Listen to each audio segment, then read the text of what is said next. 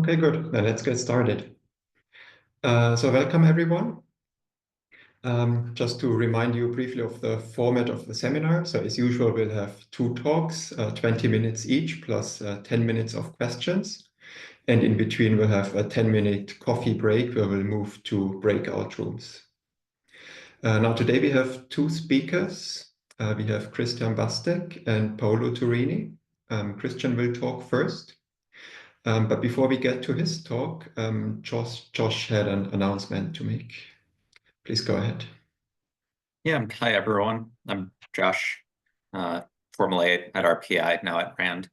I'd like to announce a call for papers for the third IJCAI workshop on computational fair division. So this is third recurring workshop related to computational fair division at IJCAI, hosted in August, deadline being mid-April for the workshop. And this year especially, we're adding a demo portion for short video entrance. So we'd like to encourage submissions on short videos pertaining to fair division that we'll post on YouTube or YouTube Shorts in order to encourage engagement with broader audiences. And we'll post the winners with the most engagement at the workshop itself. So I'll leave the links to the workshop call and the demo for videos in the chat. Please feel free to share with your students as well who may be interested in submitting here. People do not need to be in attendance to submit videos. Thank you. Great, thanks. Christian will talk about an axiomatization of the random probability rule. Christian, please take it away.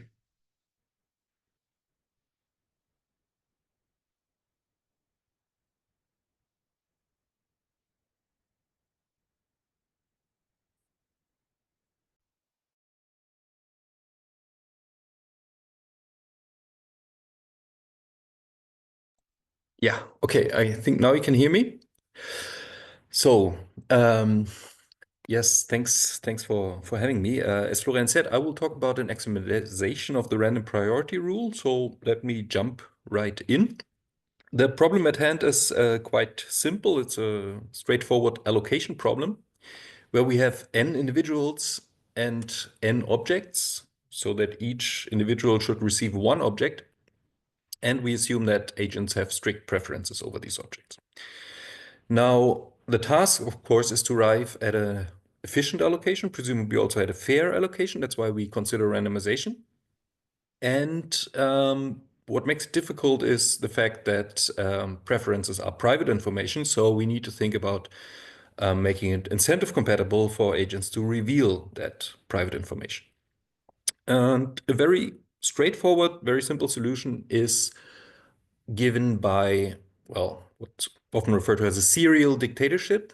Simply order individuals in any arbitrary manner and let them pick their most preferred object among those objects that are still remaining, one after another.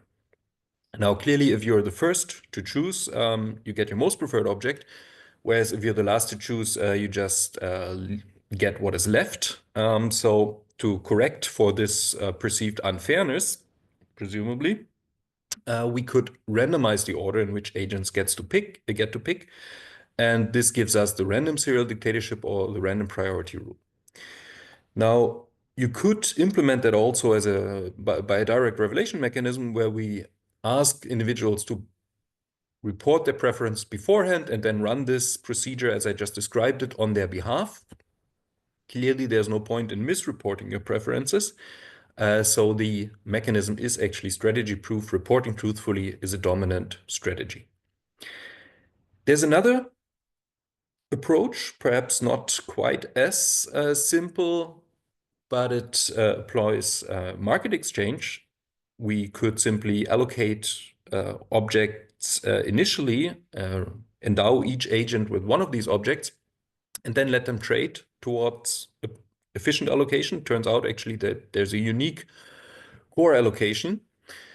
And Again, if you're concerned that one agent might be endowed with one object that's particularly desirable and offers many trading opportunities for that reason, whereas other agents are initially endowed with a less preferred object, well, you could again randomize the initial endowment and then consider the randomized version of that mechanism. Turns out, even though that's not quite as easy to see, this again is dominant, this again is a strategy-proof mechanism. And more surprisingly, it actually is equivalent to the random serial dictatorship as I described it before. So we have very different approaches and both lead to that one rule that seems to stand out. And there are other papers, other mechanisms from which you could start, and then if you randomize them, you are led back again and again to that particular rule.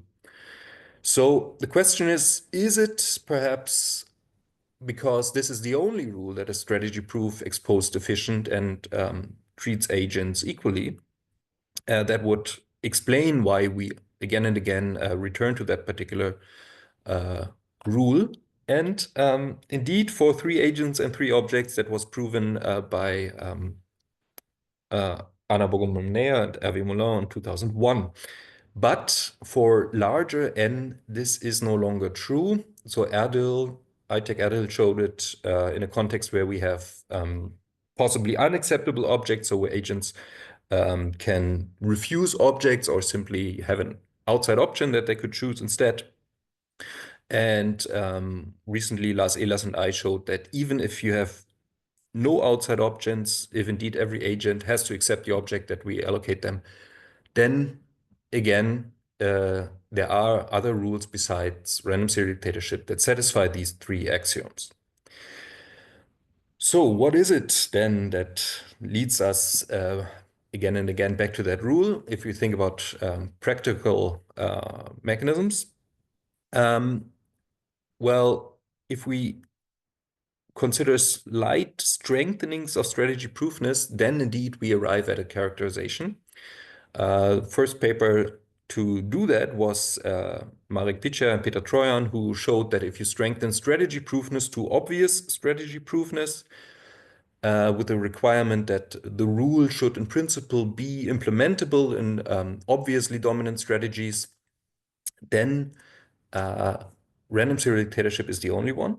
Though, as a slight caveat, if you simply ask agents to report preferences to beforehand and run the rule as run the mechanism as I described, that this particular implementation is actually not obviously strategy proof. There's another strengthening of strategy proofness that I propose, which is probabilistic monotonicity, and this is what I will talk about today. And if you say, well, how exactly does it differ from strategy proofness? Let's see how much time I have left. I can actually offer also another characterization where I split up, or not split it up, but instead use strategy proofness and weak object-wise non-bossiness, which are both implied by probabilistic Maskin monotonicity, and together they allow us also to characterize the rule. Okay, so let's look at the formal model. As I said, finite set of agents, finite set of objects, and assume here that we have the same number of agents and objects. An assignment then is simply a bijection. We can think about the set of all possible assignments, and we can think about a probability distribution over those assignments. And such a probability distribution is then what I refer to as a random assignment. For a given random assignment, you can also denote the probability weight that it puts on a particular deterministic assignment mu as p subscript mu. Okay. Then I mentioned that agents have strict preferences, so a simple linear order over objects for each agent. And an assignment is then Pareto efficient if there's no other assignment that everybody really prefers to it, very standard. A random assignment is considered to be exposed efficient if it puts positive weight only on efficient deterministic assignments. Now, for the fairness requirement, let me illustrate it as follows here. We have two preference profiles, and I highlighted in red and in green two particular assignments. So in the first assignment, agent 1 gets object B, second agent gets object C, third agent gets object A. And for the other assignment, the assignment of object C and B between agents 1 and 2 is actually reversed. Now, note that agent 1 and 2 have the same preferences over objects. They both consider A preferred to B, preferred to C. Now, what I want to require here is that, given that they have the same preferences, the assignment on the left should arise with the same probability as the assignment on the right. Because, well, there is no difference with respect to agents' preferences. If there's any good reason to accept this assignment on the left, then equally good should be the assignment on the right. So treating agents equally here, as I understand it, means choosing each of those assignments with equal probability. And this is just stating the very same thing more formally. Now, random assignment rule maps any reported preference profile to a random assignment. And then the two axioms that I just described can be also expressed in terms of, or as applying to a particular rule. A rule is exposed efficient if it always chooses for any reported profile of preferences an exposed efficient random assignment, and a rule satisfies equal treatment of equals if it always chooses a random assignment that satisfies equal treatment of equals. Now, I mentioned incentive compatibility, in particular strategy-proofness. For that, we have to put ourselves in the shoes of one particular agent who could report one preference order or another preference order. Reporting two different preference orders presumably leads to two different random assignments. And then we ask whether one random assignment is better from the point of view of that agent than another. And here, the comparison that I want to make is based on stochastic dominance. So one random assignment stochastically dominates another random assignment if it awards the agent a higher probability of receiving the most preferred object and a weakly higher probability of receiving the most or second most preferred object, and a weakly higher probability of receiving one of the three most preferred objects, and so on. Yeah. Now, the rule is strategy proof if reporting my true preferences gives me a random assignment that stochastically dominates what I could get if I reported something else. Right? And this should be true for any opposing preference profile reported by other agents. Okay. But I also mentioned that strategy proofness will not characterize the random priority rule or the random serial dictatorship. So we need to think about, or we may want to think about a strengthening. And one strengthening, which I hope you find natural, is the following. Consider two reports by agent I on the left and on the right-hand side. So on the left, agent I reported Y to be the most preferred object, Z to be the second most, and X to be the third most preferred object. Now suppose under one particular assignment mu, agent I actually gets object X. Suppose now that they report Ri prime instead, where X moves up in the ranking, meaning the upper contraset of X becomes smaller in a set inclusion sense.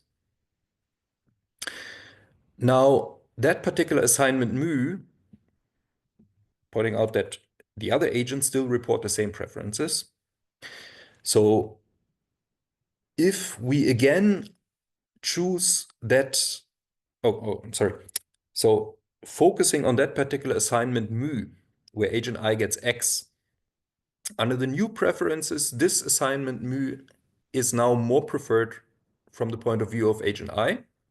And everybody else, since they still have the same preferences, for them there was no change.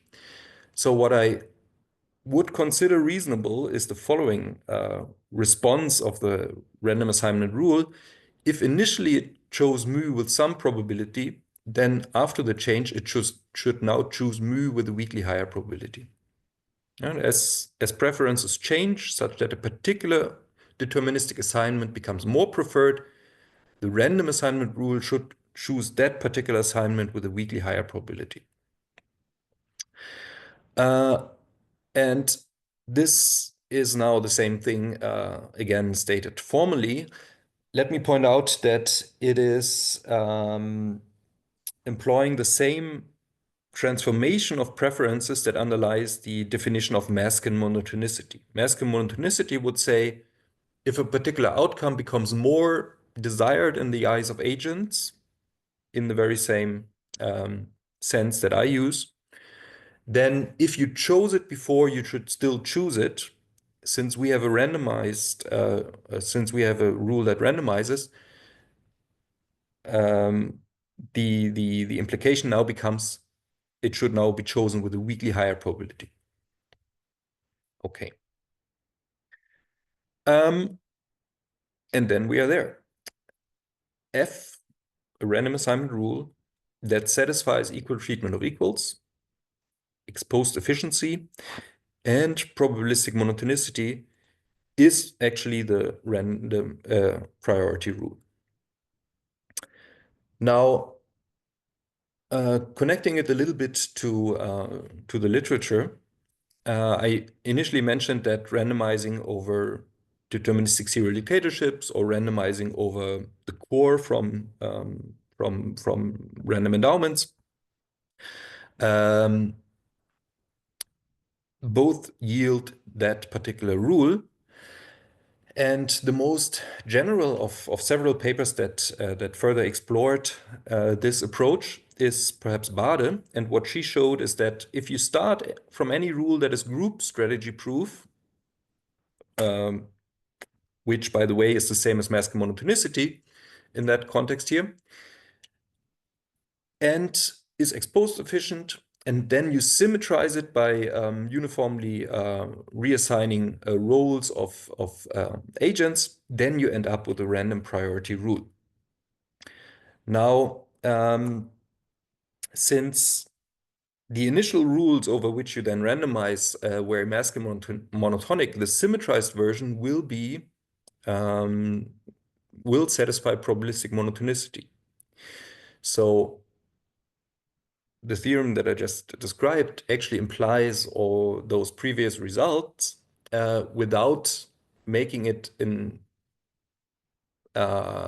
initial assumption that the rule that you arrive at should be constructed as a randomization over deterministic rule, but rather I start from, I place no such initial constraint. Okay, yeah, I don't think I have much time left. Let me, however, make one further connection at the very least. Probabilistic monotonicity, I simply pointed out without going into any more detail that it implies strategy-proofness. Well, in order for random assignment rule to be strategy-proof, if you push up an object in your ranking of objects, you should be assigned that particular object with a weakly higher probability. Meaning, summing up over all possible assignments where you get that particular object, in sum total, those probabilities should be higher after the change.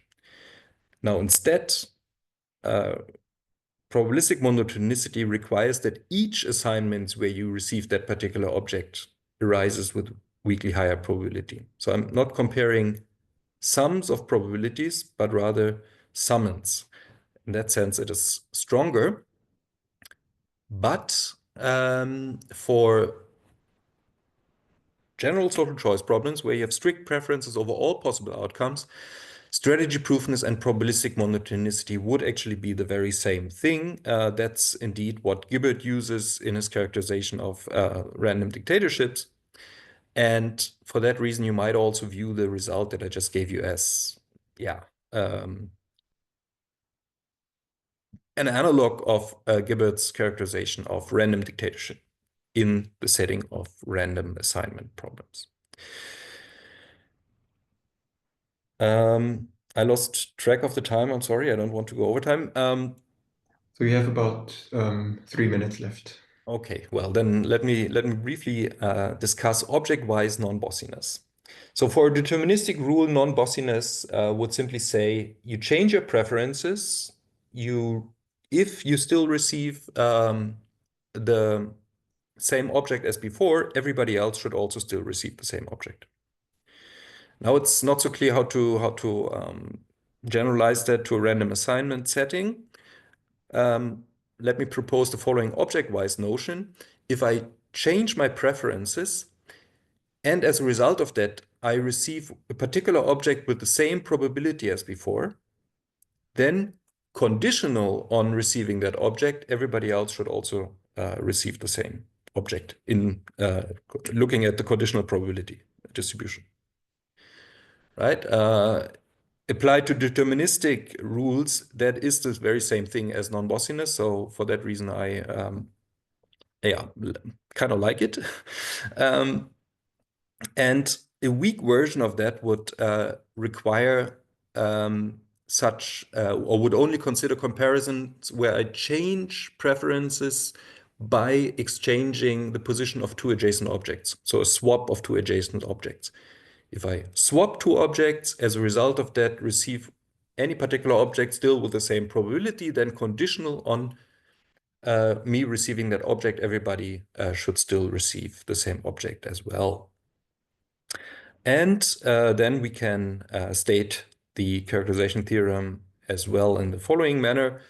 Replacing probabilistic monotonicity by strategy-proofness and weak object-wise non-bossiness. If those two properties are satisfied together with exposed efficiency and equal treatment of equals, then we do again arrive at the random priority rule. Okay. Some more things on OSP. And for the last 30 minutes, let me also point out that we could also consider an alternative preference information being encoded by von Neumann-Morgenstern utility functions and ask in that setting what characterizes random serial dictatorship. Exposed efficiency and probabilistic monotonicity would actually be still defined in the very same way. Equal treatment of equals becomes slightly weaker because it only applies if two agents have exactly the same utilities rather than the same ranking. But nonetheless, the characterization result still holds, and that simply results from the fact that probabilistic monotonicity actually enforces ordinality. So a rule cannot rely on anything else but the ranking of objects if it is to be probabilistically monotonic. Okay. Well, thanks a lot. That's it from my side for now. Thanks, Christian. Let's unmute ourselves and give a round of applause for Christian.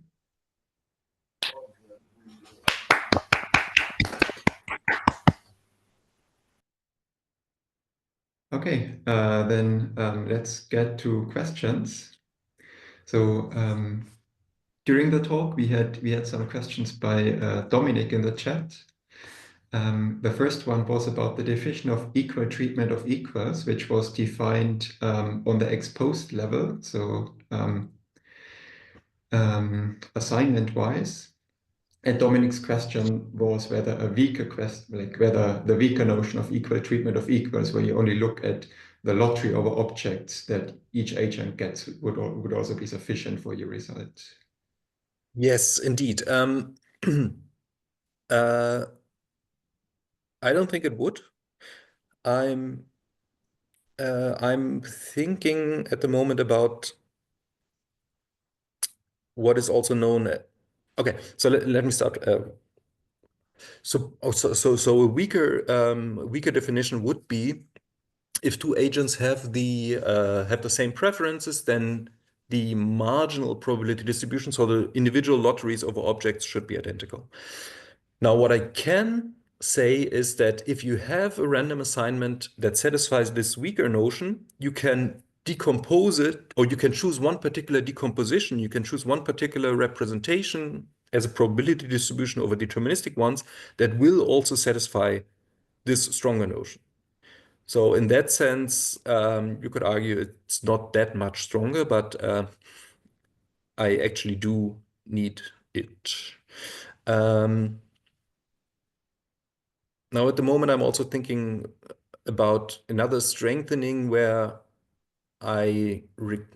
this has been introduced in the literature under the term strong equal treatment of equals, and this is also in the defined in this ex ante sense, where we say, okay, suppose two agents have the same top object, then they should receive the top object with identical probability. Or more generally, suppose they have the same top k objects, not just as a set, but also in that particular ordering of the first k positions of objects, then they should receive each of those first k objects with identical probabilities. Right? So if k is n, then this is just the standard notion of equal treatment of equals in that ex ante sense. But it should also apply to any cutoff k. So I'm right now trying to apply this one, and I'm actually fairly hopeful that I can get a characterization out of that, but yeah, not quite done yet. So this would be an ex ante approach, but yeah, I need something stronger. I guess this would also be a weakening of envy freeness, the condition you mentioned about. Yes, indeed, yes. Okay. Another question that was in the chat is about the definition of probabilistic monotonicity, which allows for all those like shuffling around or objects above X if you're moving up X. And Dominic's question was whether this is needed for your result. Yes, it is needed. Actually, that's the crucial thing, actually. So suppose we only swapped y and z here in that example and leaving x at the same position, then I very much need that the assignment mu should arise with the same probability as before. Okay, but your as a follow-up, your decomposition, the strategy-proofness and the weak non-bossiness, the second one only needed swaps, right? So that's a kind of sense in which in some situations you don't need complete freedom to shuffle Yes, around preferences. so imagine in the upper contour set, so here the upper contour set would only be y and z. So suppose there's a swap of y and z in the upper contour set, then strategy proofness would require that you get object x with the same probability. And then the weak object-wise non-bossiness says if you do get x with the same probability, then actually this the distribution of all those assignments where you get object x is the same as before. So this is, yeah, I was a bit quick on that object-wise non-bossiness, but this again tries to recreate that crucial ingredient there. Yeah. Thank you. So in your paper with Lars Ehlers, where you have this counterexample that random priority is not the only rule satisfying strategy-proofness, exposed efficiency, and equal treatment of equals. Does this counterexample violate probabilistic monotonicity and your version of equal treatment of equals? Or which one of those does it violate? It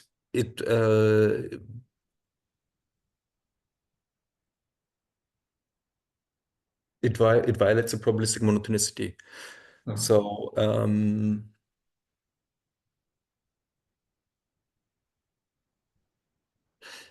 yeah, it is even anonymous. So it satisfies the equal treatment of equals notion also in this exposed sense. Yes.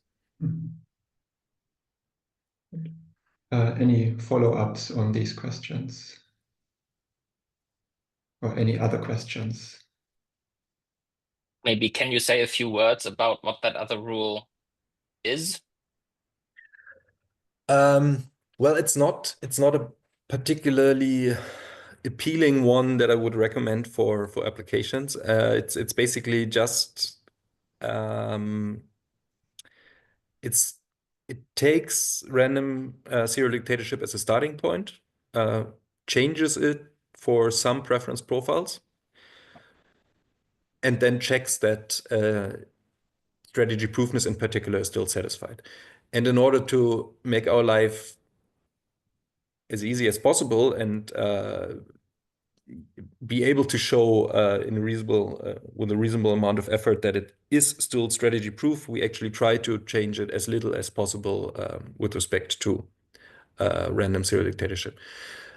So I think that's a very natural follow-up question then is, are there also intrinsically appealing rules that satisfy those three properties: strategy proofness, equal treatment of equals, and either in exposed or ex ante sense, and what was it? Exposed efficiency.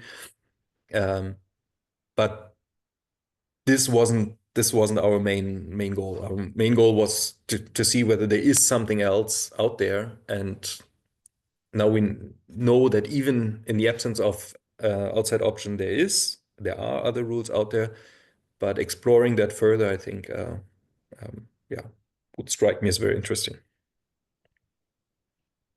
Maybe another question is whether everything that is strategy proofness efficient and satisfies equal treatment of equals is close to random priority in some sense. Yes. I mean, in asymptotic results for exactly. many elements. So you have those, yeah. In a certain sense, it cannot be that much different under, at least under particular definitions or notions of large markets. Of course, you can also think about different notions of making markets large, but yeah, there are a couple of asymptotic results that tell us that in principle in large market there shouldn't be that many other rules, or not significantly different other rules. Yes. More questions? Okay, so then if not, can you say something about the computational complexity of these different results? No. I'm sorry. I'm very much out of my depth there.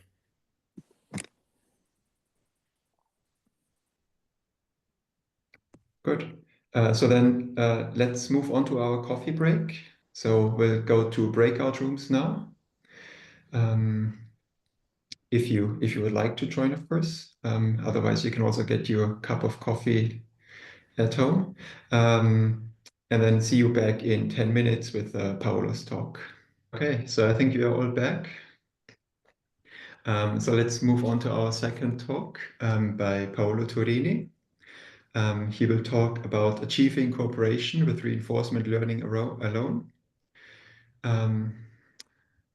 So we can see your slides. So the screen is yours, Paolo. Thank you. Thank you very much, everyone. Thanks for the invite.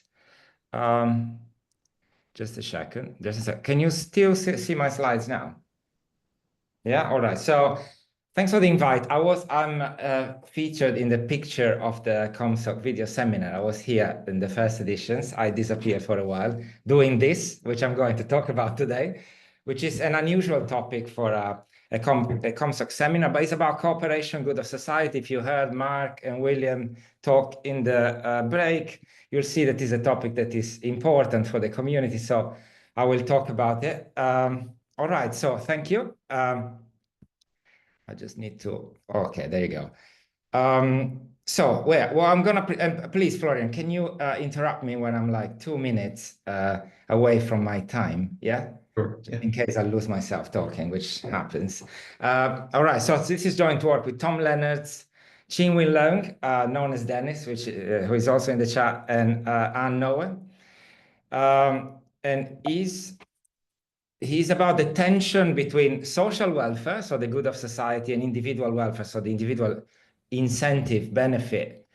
And so we know that in situations like this that require going beyond one's self-interest, people are very good, or at least they can be very good at altruistic behavior. We have broad and significant evidence that people are capable of helping others, sacrificing their own self in many ways, so charity donations, volunteering, and so on.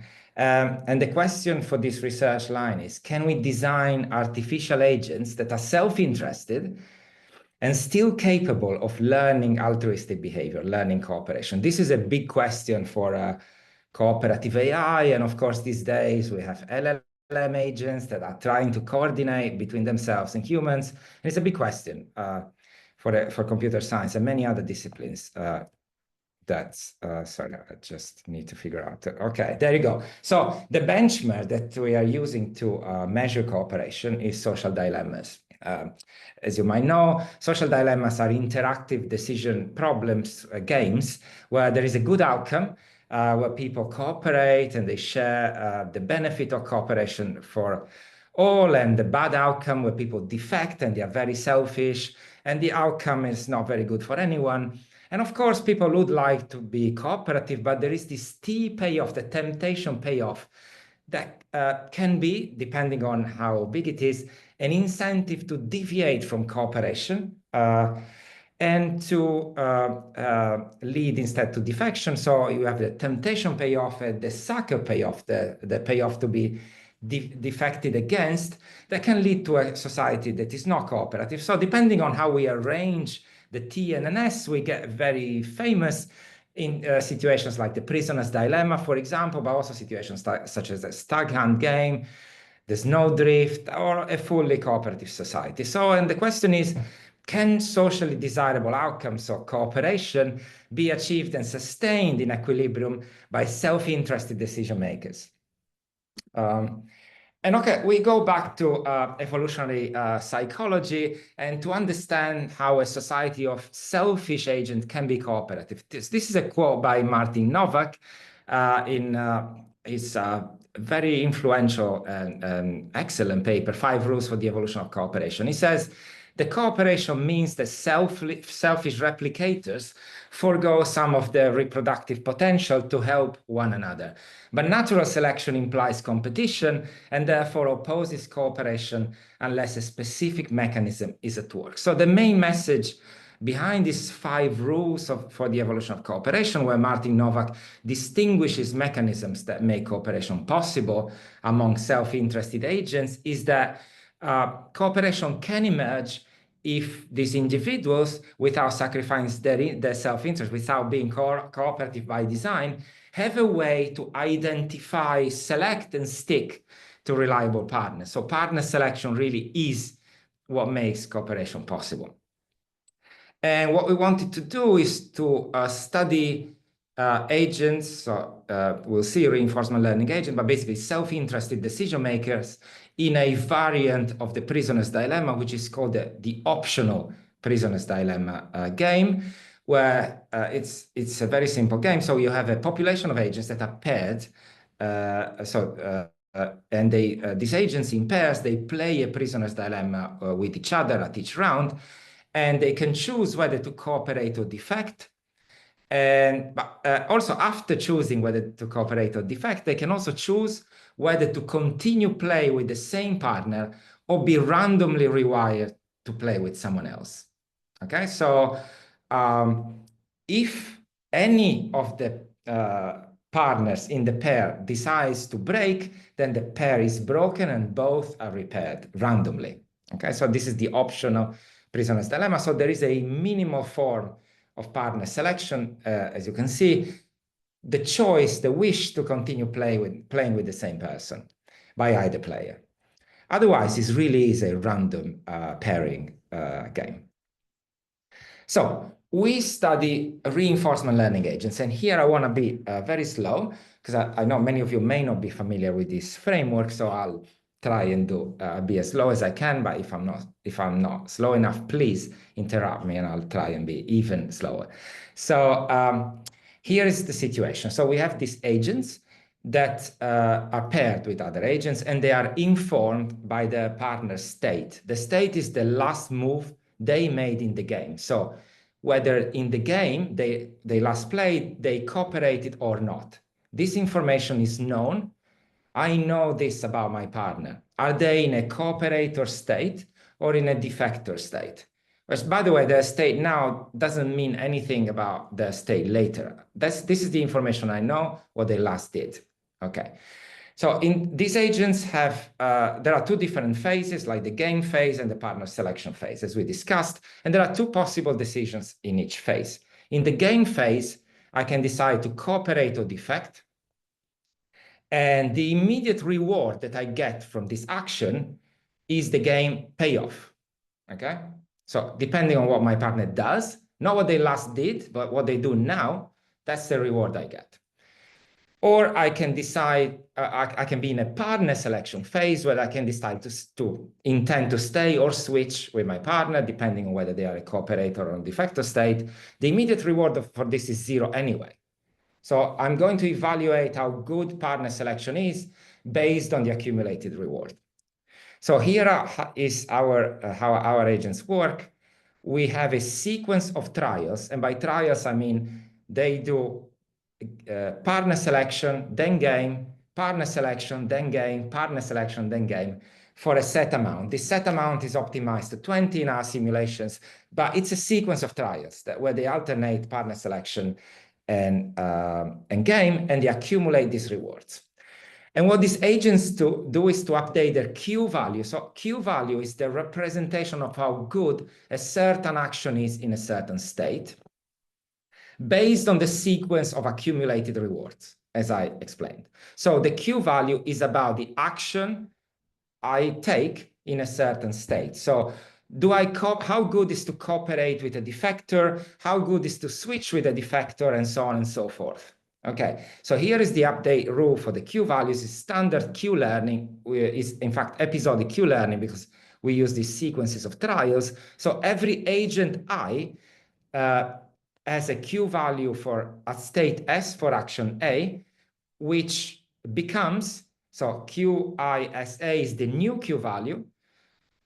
This is a weighted sum of the old Q value multiplied 1 minus alpha, and alpha is a learning rate, which I'll go through later on, plus alpha times the immediate reward that I obtain from executing that action at that state, plus the Q value of the next state action pair. Where next in the sequence of trials. So the way we calculate the Q values is to have this sequence and to back propagate them in order to adjust my experience of playing certain actions at certain states.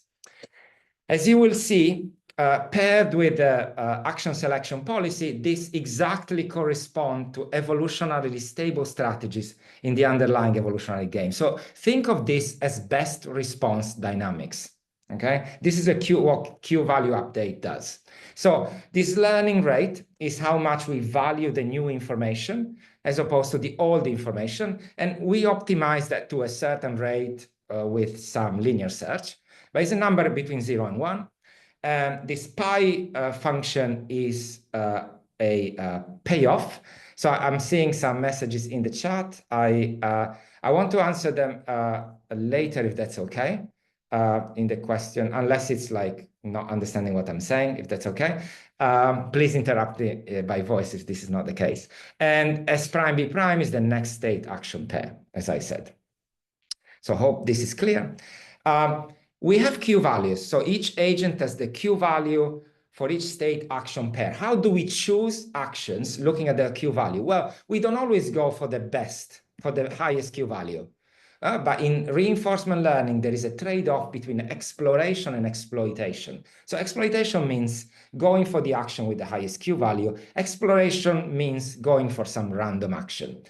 And so we need an action selection policy, and our action selection policy is Boltzmann exploration. So actions are chosen proportional to their Q value. With this formula that looks at indeed the temperature, this parameter in the policy, and then indeed each if we set this temperature to be 0, we are like choosing at random, so uniformly at random. But if we the higher the temperature is, as the tau grows to infinity, we go to pure exploration, and there is of course a lot in between, right? And we need to optimize this temperature as well. So Boltzmann Q learning converges to Nash equilibrium. So actually converges to the closer Nash equilibrium to the starting distribution. This is proved by Carl Taus and others in an Amas paper back in the days, but still true. And we still use these mechanisms to know that if agents use this Boltzmann exploration and with Q learning, they are going to converge to a Nash equilibrium from the starting distribution, of course. All right, so okay, here is basically the key result of this presentation. On the left side, we have Boltzmann exploration with temperature 0, so random matching. With random matching, where agents do not have a partner selection policy, just are randomly rematched all the time, mass defection emerges in society. This is the yellow line on the left side. So defectors take over. Simple as that. So prisoner's dilemma, defection is the dominant strategy. I don't care if I accumulate payoffs, it's just always better to defect. And on the right side, there is this minimal partner selection policy. This is this opting out mechanism where the Boltzmann temperature is actually 1, so optimized to 1, where the red line cooperators dominate society. So we don't reach full cooperation, as you see, but 80% of the agents are cooperators in equilibrium. There is a minority of defectors, but still cooperation is dominant. So, and this is really, this opting out mechanism is very close to random matching because, you know, by choosing one agent choosing to break pairs, it's a uniform random matching, but it's enough to get cooperation to emerge. Just this choice. And here we basically, let's say, generalize the results that are already obtained for a stronger partner selection policy by Anastasakos, Hales, and Musolesi 2020 in AAAI, where agents could choose who to interact with directly, so not whether to break ties or not with the current partner. So they have more information, and they get the results on the right and the left. We do that with a minimal form of partner selection. So it's enough to have a little bit of saying on who you want to interact with. All right, so the games we looked at where there are states and there are actions allow agents to be classified in having strategies. So if we look at the Q values for each state, for example, if you are a cooperator, so if you are in a cooperator state, is my Q value for cooperate higher than the Q value for defect? Yes or no? And for all states, we can do the same. Well, by comparing Q values, we only have 4 game strategies. Yeah, as you expect, I always cooperate. So I'm a cooperator, whatever my partner last did. I'm a defector, whatever my partner last did. I'm a tit for tat. If I'm in a cooperator state for my partner, I cooperate anyway. Otherwise, I defect. Or reverse tit for tat. These are the only 4 game strategies. Likewise, we have 4 partner selection strategies. And this is the idea. Partner selection is also a game. There is not just the prisoner's dilemma here. There is also the partner selection game in another dimension taking place. So I can always stay whatever my partner last did. I don't mind if they defected on me last time. I'm going to stay. Okay, I can always break with them. Even if they were nice to me, I'm going to go. So I'm an always switch. Or, that's the key rule, out for tat. I switch if and only if my partner last defected. So my Q value is higher with cooperators and is my Q value for staying is higher with cooperators, and my Q value for staying is lower with defectors than switching. Or reverse out for tat. And these are the 4 strategies. And we knew from the literature, for this is a theoretical analysis, 2016, that forcing out for that in a population of agents under restricted settings, so that they weren't learning at all, it was just imitation dynamics.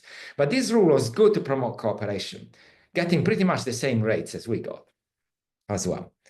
So, but we do everything using reinforcement learning. That's the novelty. We don't need to fix anything. And here is what's happening in the game. There are two dimensions to this game. There is the game strategy and there's the partner selection strategy. So comparing how these strategies evolve in society, we see on the top side of the graph how the partner selection rules evolve. So they are pretty much uniform in the beginning. After 100 episodes, there are many agents that switch, many that do out for that. Already after 1,000 episodes, the agents that choose to stay or they choose out for that are dominant, and they stay dominant throughout the simulations. And this, you see on the bottom side, allows the rules that promote cooperation to evolve. Initially, they are all defectors, but then as the partner selection stabilizes, defectors, there are a few more agents that do tit for tat or always cooperate, and then they are enough to outplay defectors and they become dominant. So at the end of the simulations, all cooperators, tit for tat, are the dominant strategies, dominant in sense of population dominant, and all defectors are lower, and reverse out for that is just marginal. You see, so this is a co-evolutionary dynamic. All right, so summary of this part, minimal partner selection mechanisms not far off random matching are enough to promote cooperation, of course, under some optimizations of the hyperparameters. That's key for reinforcement learning every time. Results are not robust at all. Cooperation emerges, but doesn't emerge at every input, every hyperparameter. It's important. These reinforcement learning agents are very simple. They practically have no memory or no recognition, so they don't know they are playing with the same agent and so on, and are able to learn cooperation pretty much by themselves. And this rule out for that is key. So be nice with cooperators and leave defectors. Don't punish defectors and stay, leave defectors. That's the idea. And loyalty is not enough. So loyalty is not a good strategy, okay? So I'm going to now move on to a generalization of this, because we looked at games on networks as well, right? So agents are not paired with each other, they are now in a network. And being a cooperator in a network is much harder because you can be taken advantage of by a lot of other people, okay? While being a defector is better. You can exploit many agents at the same time, you see? So we looked at a model by Santos, Pacheco, and Leonard. It's a very influential model, where this is the model. That we have a network with types that can be cooperators or defectors, which is the last action. We pick two neighbors at random, and we have this game that has partner selection rounds and imitation rounds. So partner selection rounds are this. You observe your partner's type and decide whether to keep being linked with them or be randomly reassigned to someone else. It's a generalization of the opting out rule. And then you're assigned to someone else and you play the game with them. Or you have the imitation round. You imitate your partner proportionally to the payoff difference. So if you are paired with cooperators and they've done very badly and you are the defector, you stay defector. But if they've done much better than you at the previous round, you become like them, okay?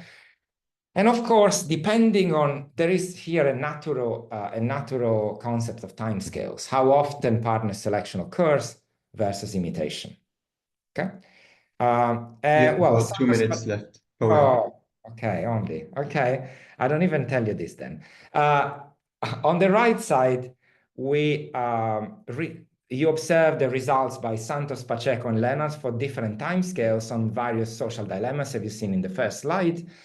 And you observe our results as well. So these are exactly the same results. We obtain everything using reinforcement learning. Not surprising, the out for that rule is again the dominant rule that allows cooperation to emerge. I go to the conclusion. I wanted to talk to you about other games that we looked at, like the language coordination problem, but this is going to be presented at AMAS 2025 in Detroit. So if you come to Detroit, I'm going to present this paper. So please come. I now jump to conclusion. Sorry, and now jump too fast. Do you still see my slides? Did I stop sharing? Oh, You can't see your slides anymore. I will share again 1 second, please. Okay, can you see my slides now? Yes. Oh, you can. So conclusions. So I wanted to talk to you about other things as well, but I didn't have time. Okay. I'm sorry, I don't know what's going on now. Okay. So partner selection enables cooperation among self-interested agents. It is a choice, and this is the thing. There is a second game going on, just like defecting or cooperating, and co-evolves with it. So in balancing the exploration-exploitation trade-off, we can tackle challenging social dilemmas. I haven't spoken about the language coordination problem, which is massive compared to like simple social dilemmas. There is hope we can scale it up to large coordination problems. I haven't spoken theory at all. I only said that these reinforcement learning algorithms are linked. In fact, they are equivalent. They correspond to underlying replicator dynamics. But on 2 dimensions, theory is very hard, but of course essential. And of course, the question for the social choice crowd is, what are the axioms of cooperation? What makes cooperation possible?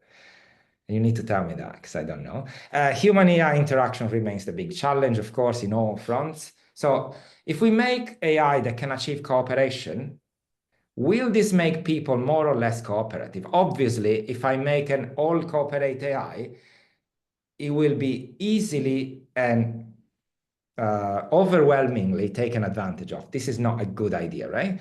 And also tit for tat is not always a good strategy, can be invaded and so on. So what is a good AI for fostering cooperation in hybrid societies? So of course, we need an interdisciplinary approach there, notably experimental as well. And this is what I wanted to say. Thank you so much for listening. Thanks a lot, Paolo. Let's unmute ourselves and give a round of applause. Thank you for trying. Okay, I have a lot of questions, right? How does it work? Do I read the questions or? So I suggest people can also unmute themselves to ask their questions. So for example, Bill had a question or a couple of questions in the chat. Bill, do you want to ask your questions directly? Sure. My kind of big picture question is you talked about the role of natural selection in the evolution of cooperation, but I've always wondered, what is the analog of natural selection for artificial intelligence? What takes its place in this context? It's a pretty broad question, so I'm not sure how. Let me try to answer with a technical question first. So if you think about learning agents as players, if you think about learning agents as deciding a policy between actions, so what action is better for them based on the reward received, okay?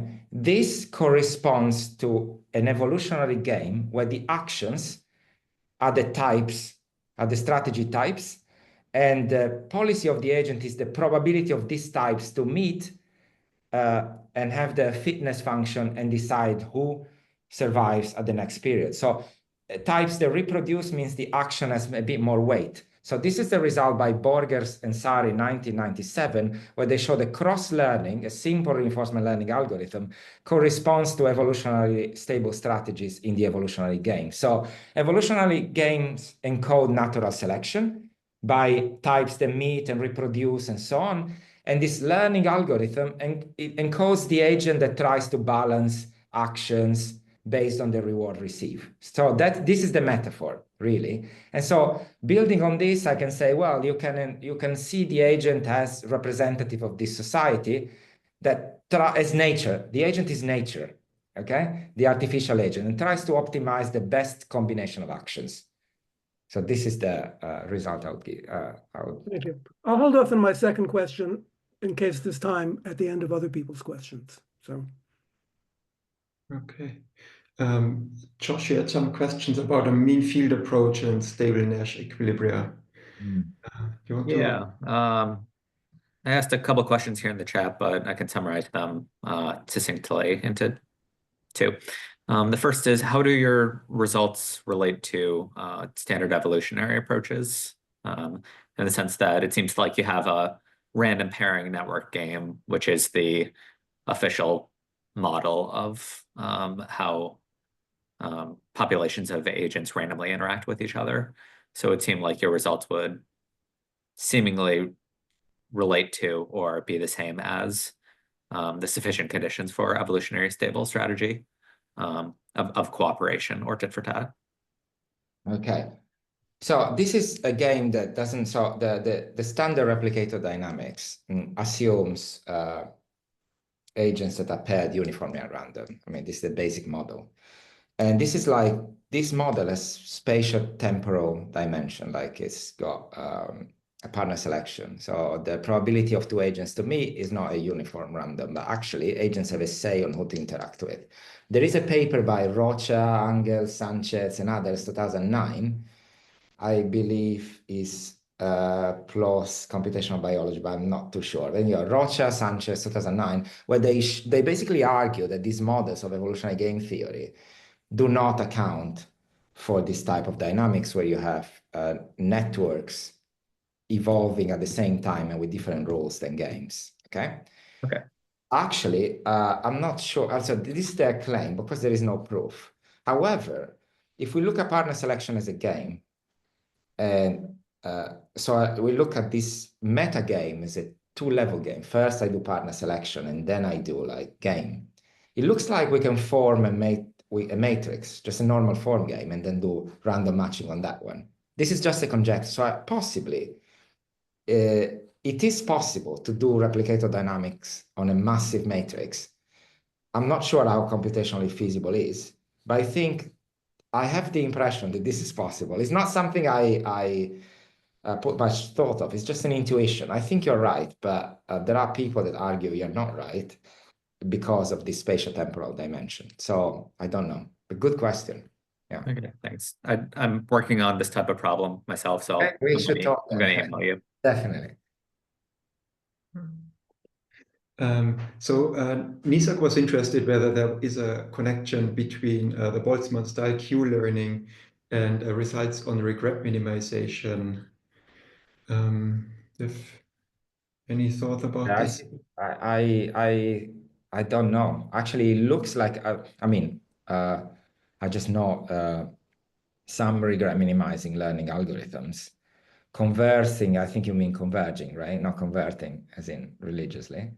I believe they are. So, for example, fictitious play or counterfactual regret minimization, they are like learning algorithms.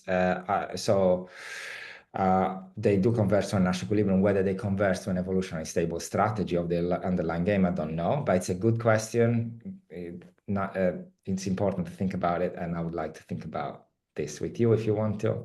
Thanks for the question, Nisak. Yeah. Okay. Yeah, any other questions? So, for example, Peter had a question in the chat. Do you want to ask your question yourself? Thanks. Do you hear me? Yes. Yeah, very well. Thank you, Peter. Okay, that was inspired by your final remark that if you have a bunch of AI agents, you consider it likely that they will start to exploit each other. So I was wondering how your framework will work in a mixed environment where you have both human agents and AI agents, and you are not informed about the nature of your opponent when you connect to them. Yeah. This is a very good point. I mean, obviously, you may not know whether you are playing a human or an AI. I wonder if, because now AI, but let's think about large language models. You can talk to this AI or this human. Can you distinguish between the two by talking? What's the idea that you can draw from talking, but also you can have experience with them, like you can start playing and then try best responding, like you do like with I don't know, a fictitious play. So if you see that You can have basically this empirical strategy, right? Where you see what the past actions seen and try to best respond to that. And yeah, you can try and exploit it like that. So if someone always cooperates, yeah, if you try defecting all the time and you make a lot of profit, probably that's a good strategy, you know?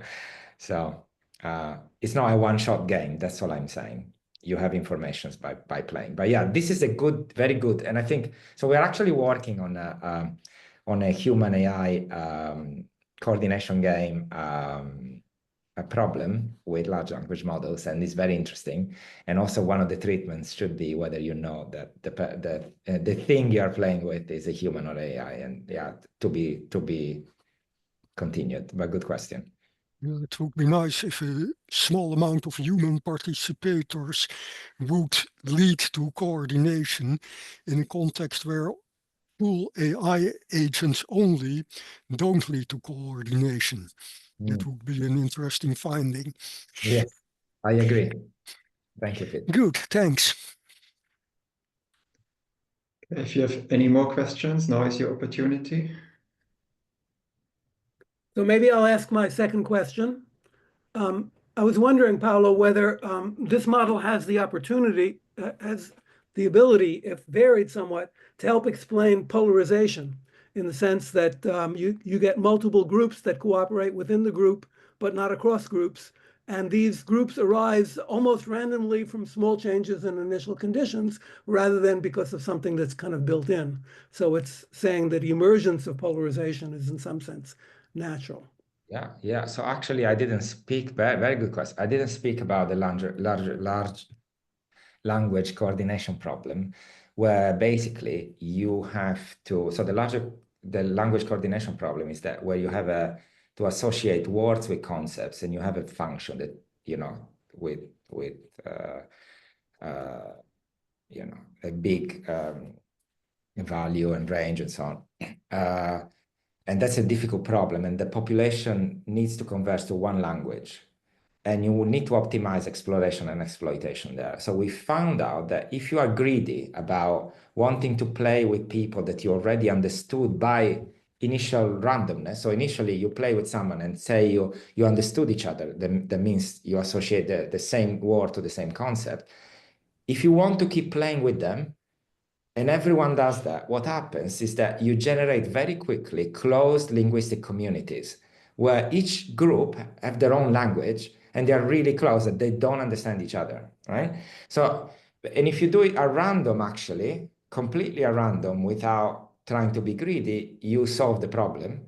And if you do it trying to understand the ones who you misunderstood in the past, you solve it even faster. So you see, depending on this Boltzmann action selection, where you want to be greedy or not, you can have different communities emerging versus one unique community. So there is that. So some hyperparameters can be really optimized to solve this problem or to cause this problem. So yeah, we can, Thank of you. course. That sounds very close to what I was asking. So Yeah, thanks. Klaus, do you want to ask a question? In your setting, you were suggesting you have minimal assumptions on partnering or so. But I'm wondering, I mean, in a way you have the choice is between staying with a partner or going for random. So you have the choice between some information and let's call it chaos or so.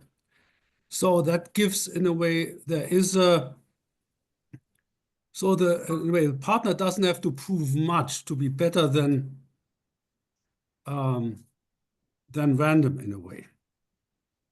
It gives a certain, I mean, if you could have, if there's a fallback for any particular person who had, let's say, there are various groups and you have there's a reputation for certain groups where you can opt out, then with some reputation, then wouldn't that change the incentive and the learning structure? Yeah, obviously, if you change the information that agents have, the strategies are going to change. When I say minimal, I mean that there are the results for random matching, only random matching, and there are the results for let's call it strong partner selection, where you can actually point to a person and say, I want to play with you, and you play with them.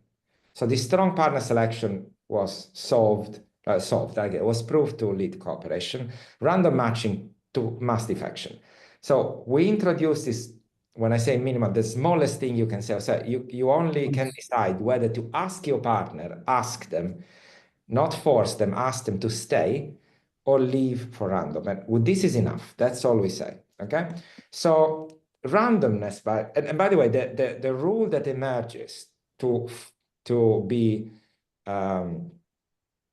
enabling cooperation is this out for that. So if your partner defects even once, you rather go random. You see, so you accept the risk of going to be reshuffled. So that's interesting, I think, because the fact that they defected doesn't mean that they will defect next. So they are also learning. Yeah. They are also self-interested. But you're right. I mean, this mechanism happens to be incentivizing cooperators to stay cooperators and to stay with them, to form pairs, stable pairs. And once they are there, all the others are playing a different game because the cooperators will stick to each other. So the game of the defectors becomes smaller, you see, and then until they say, oh, maybe it's better to pair with someone else than staying in a pool of sharks, shall we say. Is what's happening. Yeah, thanks for the question. And sorry, regarding reputation, a big assumption that I made that I didn't emphasize much is that you always know what the other person has done last. Okay, yeah. So that's big, because if you drop that, we don't have cooperation anymore. But what we are working on now is to see, okay, can we get some noisy signal about what some people did in the past, or can we get information about others who play with them about how good they are, like some gossip? How far can we push it to still have cooperation? And I think reputation and gossip and communication are very natural in this context. Very important study, but they're difficult. That's a third dimension. Thanks. Okay. So thanks everyone for participating. Before you leave, we have one announcement. Our next session will be on April the 23rd, which will be a rump session where we'll have 5-minute talks. There will be an email to sign up for this rump, to speak at the rump session. You're all encouraged to sign up and speak, and in particular, you're also encouraged to encourage your students and postdocs to sign up. Okay, so that's that. And next time we are back to 9 a.m. EST for those in the US.